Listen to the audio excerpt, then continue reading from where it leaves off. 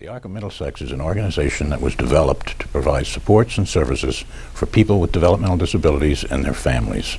The organization was founded by families who had children, and their children had no services. It was in 1949, and there weren't services in the schools. There was nothing for them. And that's where we started, that's where we come from. We're a very family-based organization. I think even we're governed by a board of directors. Most of the people on my board are parents of children and adults with a disability. So we're very close to families. Well, the economy has been stagnant. It has affected the way we grow.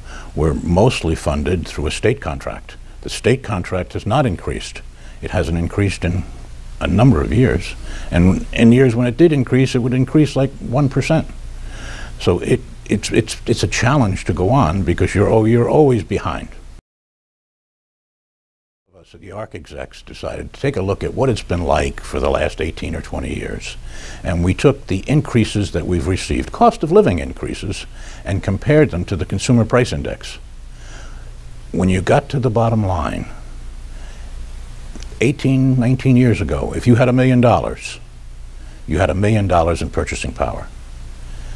When we did the survey, which was probably 2 years ago, if we had that same $1 million, we had $800,000 in purchasing power. Our ability to provide services with the same money has gone down 20%.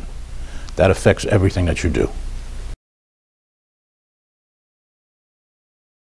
The funding really hasn't changed greatly. We've been very fortunate, no matter whether the person in charge in Trenton was a Democrat or a Republican, we've stayed even, but that means no increases. So in reality, that is a cut. But when you looked at other states and you looked at things that are happening around the country, we felt very fortunate just to stay even.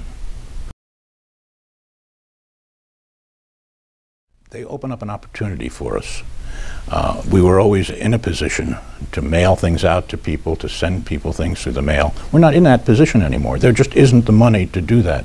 So this is a whole new avenue for us to go out and reach out to people, to communicate with people, and to be able to almost have a face-to-face encounter with somebody, even though they live 20 miles away. Something, well, I don't know if it's surprise or pain, it's the ability to hire people.